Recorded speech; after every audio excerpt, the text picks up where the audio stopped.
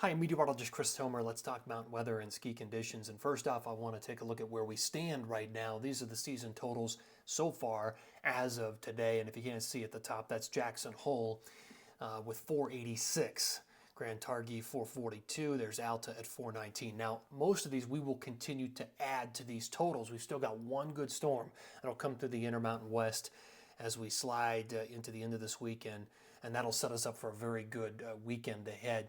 And potentially two different storms for the Pacific Northwest. So Whistler may add a fair amount of additional snow up there with two storms. Revelstoke will add as well. They're at 355. Wolf Creek 338. Wolf Creek's going to add quite a bit more snow, potentially another foot or two. So all of these are going to be moving up the list.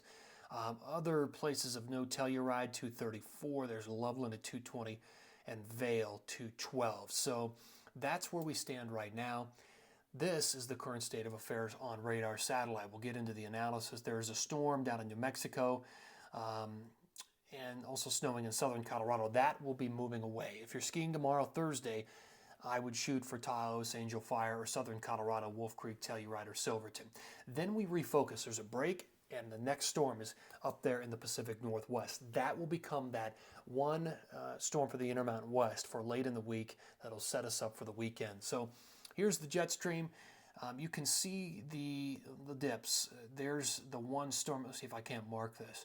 There's the storm, the low pressure over New Mexico.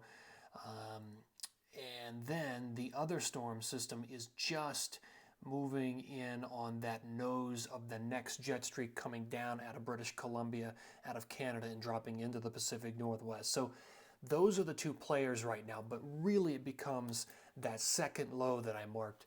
That becomes the main focus as we slide through the rest of the weekend into the weekend. So that's the jet stream as of right now. Let's see what it looks like. Yep, it carries the next storm into basically Utah and towards the Four Corners by Thursday afternoon. So that's the storm that'll be snowing through the Tetons, the Wasatch, Idaho, western and southwest Montana, and eventually into Colorado between Thursday and Friday, bringing the next round of snow. That transitions through. This is the view over the weekend. Saturday, Sunday, mainly high pressure. You can see the big ridge in the jet curling over the top. Not much is going to be happening at all across Saturday and Sunday in the west. It's high pressure. The next storm system after that will be moving in right there. You see the dip in the jet over Seattle? That's the next low that will hit the Pacific Northwest into Sunday, Monday, and eventually that will race south for next week into the interior. That's a whole nother discussion. We'll do that, talk about that more tomorrow. Here's the future radar. That's where we are right now. The blue is your snow. We'll move from today, tonight, and into Thursday.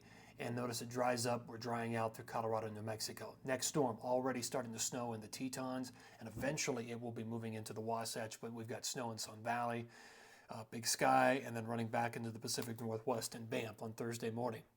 So between Thursday night, and Friday, then that snow slides through and into and through the Wasatch of Utah and now into Colorado. So we've got snow happening between late Thursday and into Friday in Colorado.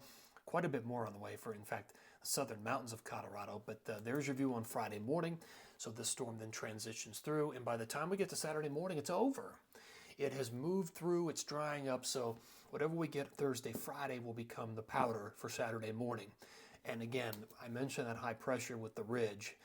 There's just nothing there. By the time we get to Saturday, I mean, that's the view. Sunday, into Monday, finally, here comes the next storm coming out of Whistler in the Pacific Northwest and Banff, dropping into Schweitzer, and eventually the Intermountain West at some point next week, early to mid next week. So look at accumulation. By tomorrow morning, a lot of it is down in southern Colorado and northern New Mexico, but we're also seeing snow accumulate over Revelstoke and Whistler and the Pacific Northwest and Rainier and Baker. Shoot for one of those areas. If not southern Colorado, for tomorrow. By Friday, all of that snow begins to move in to Wyoming and Big Sky, southwest Montana, and into northern Utah. So the numbers continue to tick up, and it looks good on Friday and Saturday. If you want to ski powder in Wyoming and Utah and into Colorado, look at southwestern parts of Colorado. Another 1 to 2 feet possible in some of these areas. That's really good stuff. So shoot for one of those areas on Saturday morning.